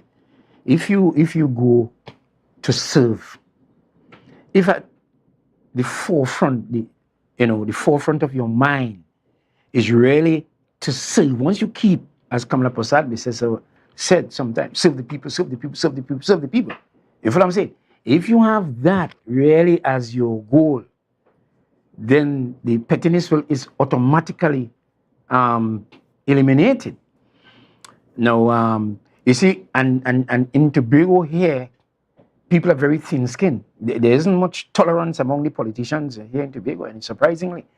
In fact, I lived through the PNM time, and I have been a consistent commentator promoting Tobagonian sovereignty. And because the politicians are not skillful and devoted to that cause, my conversation, my articulation shows them up, and they become very uncomfortable. The PNM tried thing behind me too when I was in office. And in this regime here, they're very sensitive. But they don't have the level of tolerance that the PNM had. I can tell you that, as it has come across to me. They don't have that level of tolerance. And when you speak the truth, people are very offended. So it's almost now that only the people in power can now speak their mind and express themselves. But a society cannot grow that way. You see, the ideas must contend. And that's how you come to a consensus. You see? Scripture says that in a multitude of counselors, in a diversity of ideas, is this where you find. And sometimes when a man criticizes you or point out weakness, you can now check yourself. No, I was really it started, perhaps not even surprised anymore, a statement made by the Chief Secretary across the floor. You shut your stink mouth. Tie that back to the telling the Prime Minister, mind your damn business. You follow what I'm saying? We could do without that. We need statesmanship in the politics. Dr. Rowley also is guilty of that same kind of behavior. You remember the issue with him and Kamala Prasad with pipe and cat, and you remember that whole scene there? And it's almost, in my judgment, from my observation, because I've been around for the longest while, ever since the advent of Kamala Prasad and Dr. Keith Rowley, they have plunged the state into decadence, really. It's really gutter politics. Yes. They have both of them. They have plunged the state. The state has actually descended. Williams might have had his bad man and wickedness and so on, but he was a statesman. Ina Robinson, a total statesman. Even Patrick Manning. When it got down to the level of those two gentlemen, not two gentlemen, but Dr. Keith Rowley, Kamala Prasad, clearly, we have dipped. People are not carrying themselves with class. And I'm saying too, a lot of that,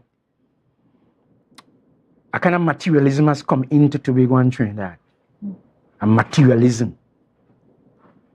And the goal is not really to serve the people. And you have that. Tobago has a problem for years, and it has to do with our history, because Tobago has not really experienced freedom. And so that we are getting the pettiness is a characteristic of bondage, of slavery. And so we see like the crabs in a barrel, gnawing and clawing at each other. There's a need for tremendous leadership and education in Tobago. If you're going to lead Tobago, it's not a case of changing laws, because laws of themselves, laws never save anybody yet. And laws would not save. The parliaments are there making law after law. Law from the beginning of time, legislative law, was intended to address sin, but not. It doesn't address the heart. It doesn't deal with the reformation of the mind. You are not born again by laws. You're born again by simply being born again by culture, the mind, the spirit. You have to have a new spirit. And so that you need the word, you need education for that.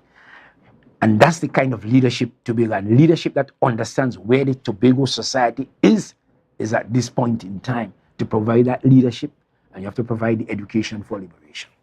Now, I want to, bring our attention to something that I noticed happening within the Tobago space. And that is at several community meetings that were recently held by the THA, there were people coming up and asking questions of the administration about, what's going on with our autonomy. Where is the fight for the autonomy that was promised?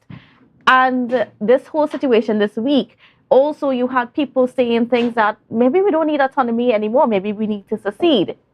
So I think, so we're seeing, funny enough, we're seeing people on the ground coming forward, making those requests in a more serious way than they have before, let's say in the past decade or two. Well, when you see, and that's a kind of evidence that you can't, or qualification that you can't miss. Because I said, when you see a foreign force coming up to you to attack you and disrespecting you in the perception of the people, it will provoke that kind of response. But the response, in my view, is not very educated. And even apart from the response, the politics that is going on in Tobago by the leaders, the conversation, the narrative, as the Chief Secretary says, the narrative is not very enlightened and educated. And this is why the word autonomy is being overused. It's an overburdened word, miscontextualized, because Robinson is the person who introduced it. Yes. Right? And this is why you had an organization called the Tobago Autonomous now. And then, but he also said that, when the bill went to Parliament, he had to term it self-governance because it was a softer way to introduce it to the Parliament. Yeah, but let's go back before that. He really introduced it in 1977. Well, it was supposed to be 76, and it was moved off the order paper, the motion for internal self-government. And that is where, if you read that motion, he talks about internal self-government and a measure of autonomy. And that's where it came from. But we are not entitled to a measure of autonomy. And the word autonomy now is used in the context of measure. And that was the NER-DAC, the DAC, in fact, that morphed into the NER. And then you had TOP, and many of those people are still locked in that mindset. The fact of the matter is, we don't need what is now being termed, because the meaning changed. Because autonomy really truly means sovereignty and so on. But in the context, it doesn't mean that. It is talking about enough power, but you're still under Trinidad. That is the context. And we need to get away from that. We need to see ourselves as a free people. We own our own selves. We own our own land and resources. So what is needed is constitutional reform. And as Dr. Winston Murray, my mentor, used to say, Trinidad has no power over Tobago. Let me put it differently. Trinidadians have no power over Tobagonians that Tobagonians don't have over Trinidad. And he's saying that in the sense that that is how it ought to be. And if it is not that, it's not democratic, because what's going on here now, who wins Trinidad controls Tobago. It is wrong. The Constitution, as I've said, the Constitution of Trinidad and Tobago is illegal. And people wonder how James could say the Constitution is illegal. Because they're not mature in mind as yet, as I am. The law is in fact illegal. It is illegal, but what kind of legal? It is in fact, it is illegal. It is legal. Right? So the Constitution is unconstitutional because you are giving Trinidadians power over the life of Tobagonians. And it is said. This is wrong. And I mean, and just to clarify it, Yeah. Because in the Constitution it says that Tobago is a ward. A ward. And in the official documents in the court and all of that, Tobago is still listed as a ward. Yes. The reason why you're having Ministry for Tobago Affairs and that ministry that is called CAS, all that has to do with the ward. And the House Assembly is functioning like a ward. We need to end those things. So that when people now saying, again, secession, that term was introduced in the 1970s also. And it was not introduced by Robinson nor Dr. Winston Murray. It was introduced by the PNM, who were trying to scare the people of Tobago, talking about Tobago want to secede, and if Tobago want to go, let Tobago go, Tobago shall eat grass.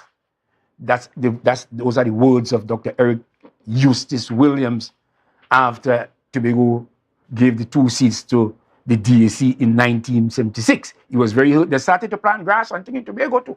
That's a fact. People don't know them things. If Tobago want to go, Tobago, let Tobago go. Tobago shall eat grass. But he was the Prime Minister of Trinidad and Tobago. So let's prosecute the issue of secession. Secession means that you have broken away and you have no relationship with Trinidad. I really don't see that as being feasible. And those who are saying that is really an emotional response. They have not thought it out. What you really need to achieve, and really if you go into the subconsciousness of the Tobagonian and Trinidadian, they don't really want that. What Tobagonians are crying out for is a just union. Yes. We want to be able to express ourselves freely. And I've been in this and prosecuting this matter, thinking about it for such a long time, that a federation of Trinidad and Tobago, Tobago and Trinidad, like what exists in America and so on, would not work here. You can't have a central government of two. So that in St. Kitts and Nevis, it's not really working. St. Kitts really controls St. Kitts and Nevis. Yes. They don't have a true federation. Right? What is needed here is a confederation, fellow Tobagonians. It's a confederation. And it exists in the Caribbean here, in the OECS countries. And we're going to get into that in a little bit when we come back after the break. Sure. But before we go to the break, I just want to let you know about Papa B's Inn. And they are located at Scipio Trace in Canby. And you can visit them for for your stay needs. They have packages that include $700 per couple, $1,000 per family, and $600 for a single unit.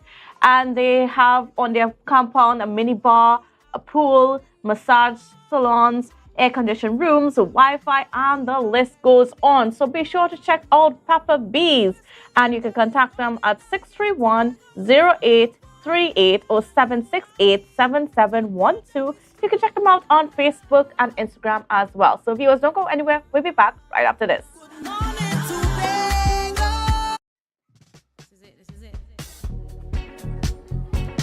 Excel Spa by Haley, where our highly trained staff are ready to deliver the top-class services in facial massages, waxing, nail enhancement, and body treatment.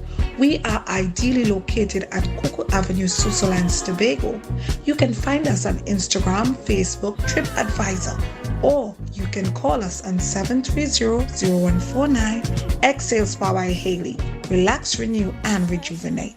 You can now get whatever you need whenever you need it anywhere in Tobago with Tobago. Your meals, medication, groceries, and shopping all delivered directly to you. No more hassle, no more stress. Get the Tobago app today on Google Play or Apple App Store. That's TAPPOGO, and let us deliver to you. Check our website at www.tapogo.app or call the experts at 494-TOGO and 484-4746. Tobago. Relax. We will get it to you. Tobago's at your service. It's a different type of thing down there. And we party till we drop down there. With a lot of pretty girls down there. Down in Tobago.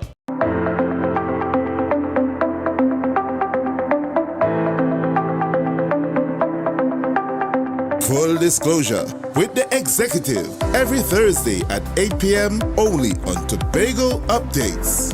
Real questions and honest conversations with the sole aim of keeping you fully in the know. Full disclosure with the executive every Thursday at 8 p.m. only on Tobago Updates. Yeah. Hey.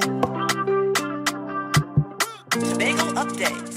Welcome back to Good Morning Tobago on Tobago Updates. Viewers, have you heard about Zurich's Auto Parts Limited, located at branch number 2, Glen Road, and they are their place to go. Walk in or call us at 722-5746 or 280-5902. Zurich's Auto for all your car parts needs. Sale on all car parts now. All right, viewers, so continuing our conversation this morning with Mr. Anthony James, political activist within our space. Before we went off to the break, we were speaking a bit about autonomy issues, and because there's so much that happens, whether it's in the parliament, whether it's in Tobago, where governance is concerned, that is very much attached to this whole idea of how we govern ourselves. And Mr. James brought up the point that we don't need to secede, we don't need a federation, but what we need is a confederation. So, Mr. James, could you enlighten us as to what do you mean by a confederation? Why do you think that would work best for us? Right. So, and that's the only solution, right? Let me just piggyback from the idea of secession. You can't just wake up tomorrow morning and say you secede. Not in this situation. Tobago is not positioned for that, right? All the institutions are entering that. Or you just don't wake up. And this is what I'm saying. The fundamental preoccupation of our assemblymen ought to be the building of institutions. To build institutions, it has to be legally crafted. And I'm saying the House is what has to do that. Where you have your legal secretary and your legal department. We have to understand that self-government is a right. And it's not to be negotiated. So we have to start with that presumption that we are free because God has made us free. And any law to the contrary is illegal and unconstitutional. But I'm saying we have to have the maturity of leadership. And I boldly declare that maturity, that understanding is not in the House there. Completely, it is not in the House, and Tobago is not going to grow a single inch constitutionally. We have to face that. And the passion is not there because people try to fulfill their passion. You speak of your passion every day. We talk about the passion of Jesus Christ.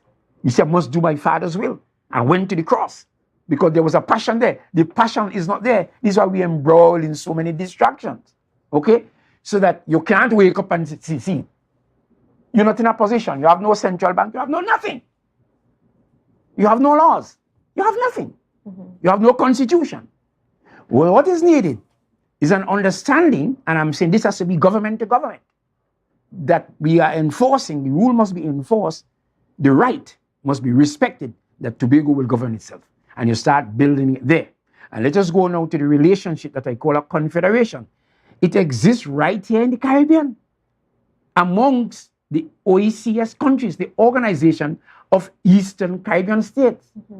They are all sovereign. They have their head of state, their head of government, their executive, their legislature, and their judiciary. They have everything there, but they have freedom of movement between each other, freedom of trade. They share the same currency. The things that they do, the things that they have, what they have in common for mutual interest, they set up mutual committees to deal with that. So it is the strength of that philosophy that holds the union together. We need each other. We are partnering each other, but we shall not encroach on each other. And in fact, the concept of federalism is really the concept of independent peoples or states coming together. And not the other wrong. It doesn't start from the center. It's the disparate elements coming together to form a union based on partnership or federalism, as it is called officially. In this case, it is called a confederation. And that is the solution. And I've just given it there. That's what it is. So I'm saying the session, sometimes people are placed before the media. And a question comes up, and an idea comes, and they have not thought it out. And because they are before the mic and the camera, they make an emotional statement. Now I'm going to throw out a very wild idea. What about, Tobago perhaps, moving to be part of the OCS?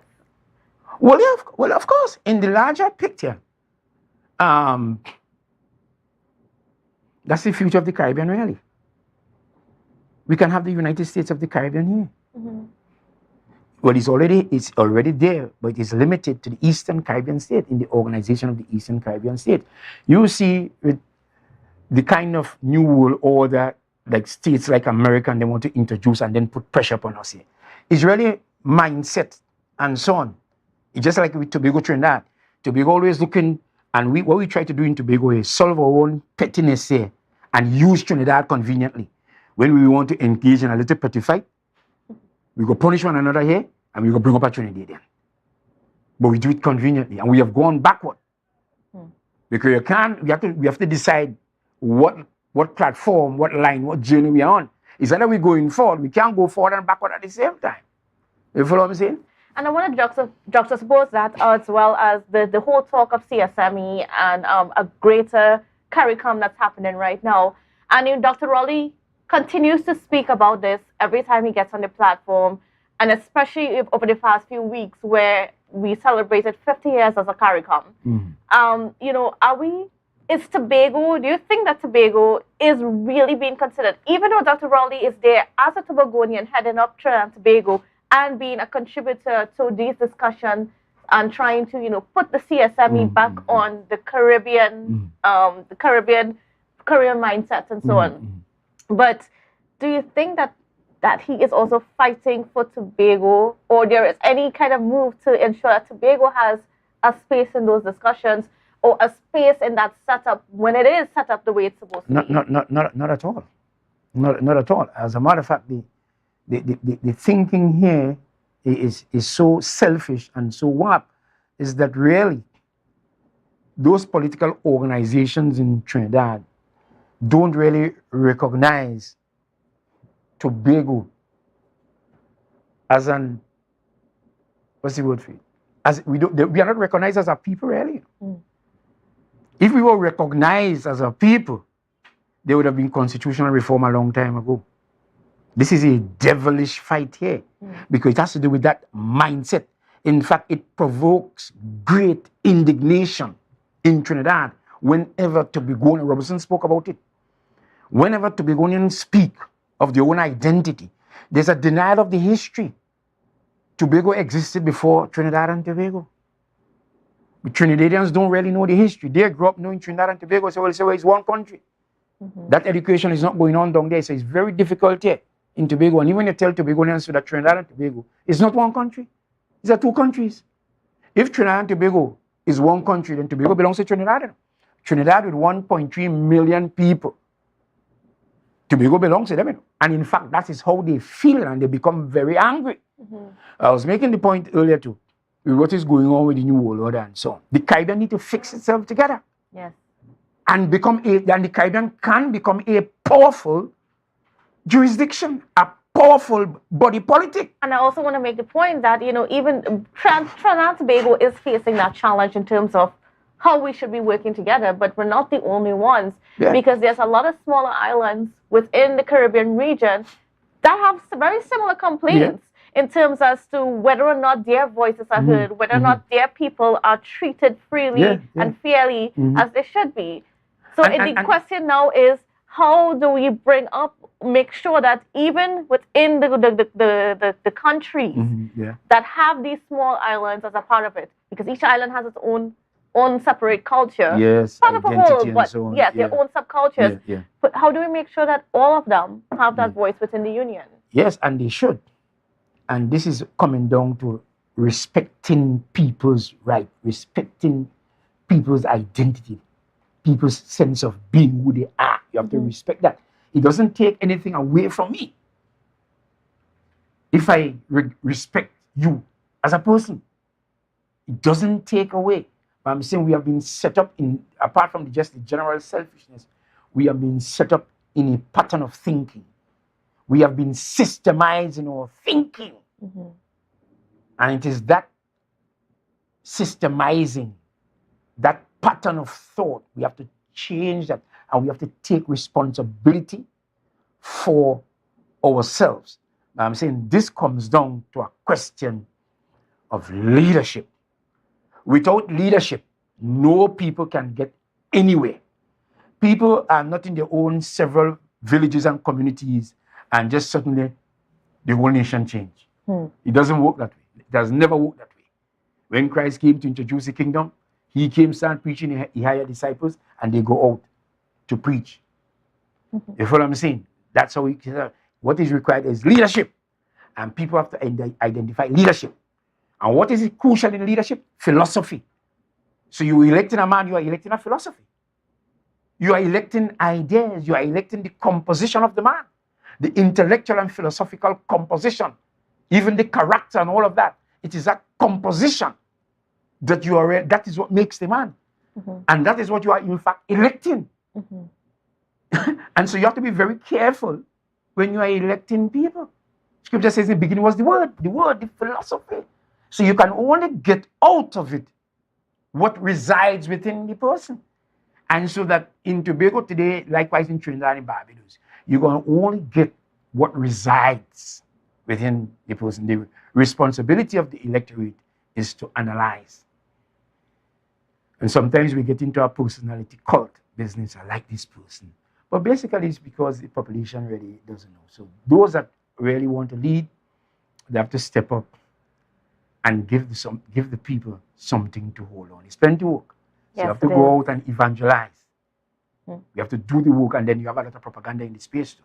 You know what I mean? And we have to get find the avenue to put out sufficient of the compelling philosophy that we want to hold. No, I mean, as you mentioned the word propaganda, perhaps the only propaganda we should be spreading is information to the people about how the government is run, just the education part of it. Definitely. And as I said, and it exists in Tobago too, there's a lot of angst too, and dissonance between secretaries and administrators and so on. You don't have that much, you don't have that problem in Trinidad. You have it here. Because as a guy who messaged me from Trinidad, he said Tobago needs to go back to school. So that, and you're quite correct, that is the kind, if they call it, I won't call it propaganda, but propaganda has that kind of nasty slant, a negative connotation and so on. But you're correct. That is what we need to promote every day in Tobago. If we really want to move forward, that is what we have to preach. You know what I'm saying? And I'm saying, like, for instance, the assembly, you have the Let's Talk Tobago and all of that. We're not really making use of it. The reason why we're not making use of it, it is because those who are in charge are not of the mindset and they are not so oriented, perspectivized, and driven. They're not there. If it was there, then we would have seen the fruit of it. All right, great. I want to thank you so much, Mr. James. We had a very interesting discussion this morning, and certainly quite a lot to think about for after everything that's happened this week. So viewers, as you go off on your weekend, it's Heritage. I want you to please be safe, have a wonderful time, enjoy yourself, but take some time to really ponder on what's happening and what should we be doing as a next step as Tobagonians. All right, so see you again on Monday. And don't forget, brunch up next. Brunch is at 10, so stay tuned for that.